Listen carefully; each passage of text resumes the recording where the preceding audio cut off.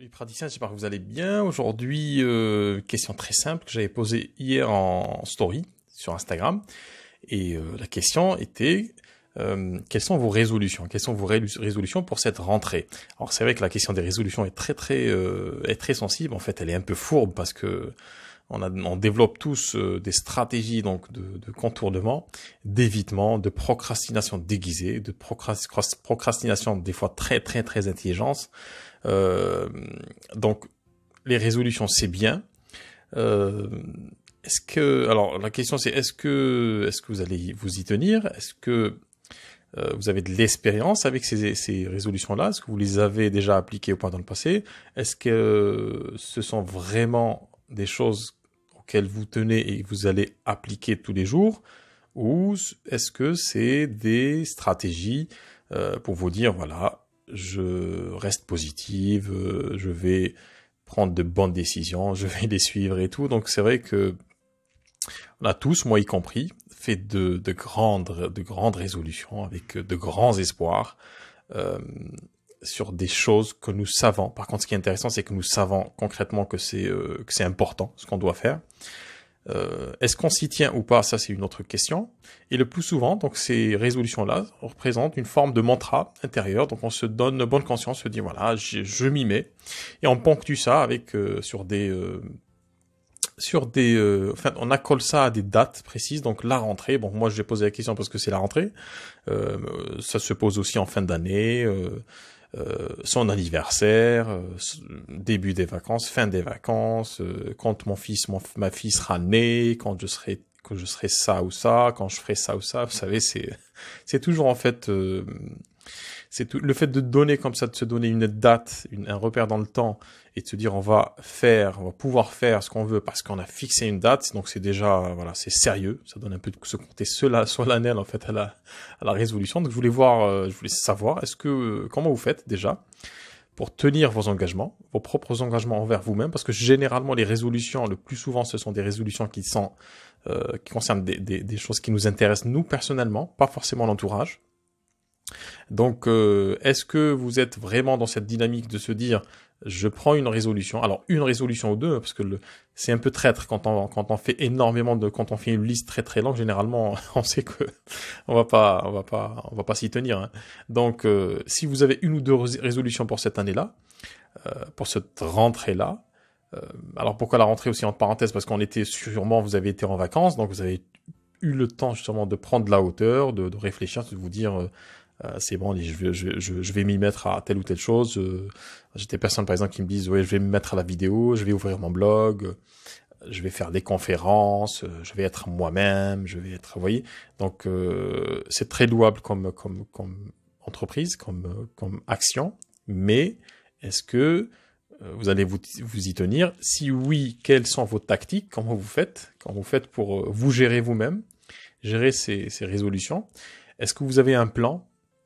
Est-ce que vous avez un plan détaillé, un plan de combat, voilà, vous dire, voilà, j'ai cette résolution-là.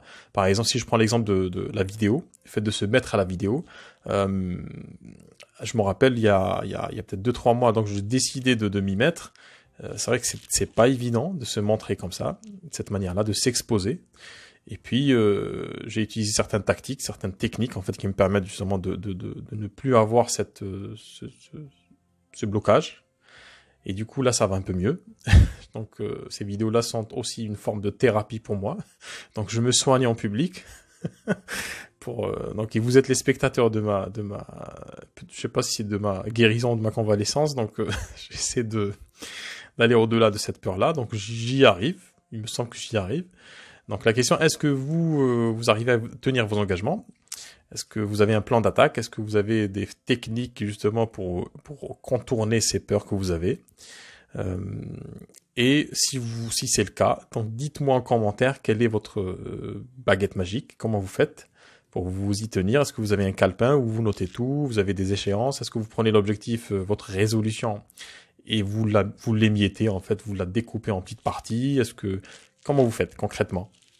c'est super intéressant de comprendre en fait le processus qui permet d'aller au-delà de ces blocages, parce que le plus souvent, les échecs ne sont pas... Alors c'est une citation que j'avais lue il y a pas très longtemps, très intéressante. Je vais pas vous la dire exactement, je me souviens plus de la phrase exacte, mais qui disait en somme que euh, la différence en fait entre un espoir et un plan, en fait, c'est la date. Donc on a des dates, on a des échéances, et on se contraint à faire des choses tous les jours pour arriver à notre but. Donc dites-moi en commentaire comment faites-vous pour vous gérer vous-même, gérer ces résolutions.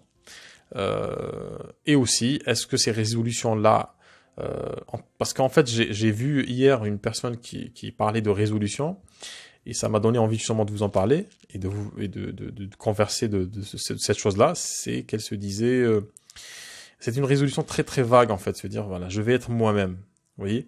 Donc, je me méfie un petit peu de ces résolutions-là. Je vais être moi-même, c'est quelque chose qui est assez vaste. Être soi-même, on pourrait écrire une encyclopédie dessus. Et puis la définition change de personne à personne, de situation à situation. Le contexte fait que être soi-même dans un contexte, pour la même personne, hein, peut être différent d'être soi-même dans un autre contexte. Donc, il faut se méfier de ces... Enfin, c'est mon avis, hein, et je me méfie de ces résolutions trop généralistes. Le plus intéressant, c'est de cibler, d'être vraiment travailler au laser, quoi, au scalpel, d'avoir une résolution très concrète et généralement qui amènera d'autres résolutions derrière. Donc, dites-moi en commentaire comment vous faites pour vous gérer, pour vous discipliner. Et puis, si certains d'entre vous sont arrivés à concrétiser les résolutions de l'année passée, par exemple, ou d'il y a quelques mois, ou de quelques semaines ou quelques jours, dites-moi comment vous avez fait, quel est ce processus qui vous a permis justement d'y arriver. Je vous dis à bientôt, et puis n'oubliez pas que il y a toujours le concours Facebook qui se termine à la fin du mois, où j'offre justement une séance de coaching stratégique d'une valeur de 197 € aux praticiens, aux coachs et aux consultants qui veulent développer leur activité et qui bloquent quelque part. Alors, je vais vous aider un petit peu, on va discuter un petit peu de vos résolutions aussi, et puis voir comment on peut techniquement et même spirituellement et mentalement y arriver sans stress. Donc d'ici là, je vous dis à bientôt et pensez à me laisser votre avis sous la vidéo. Ciao!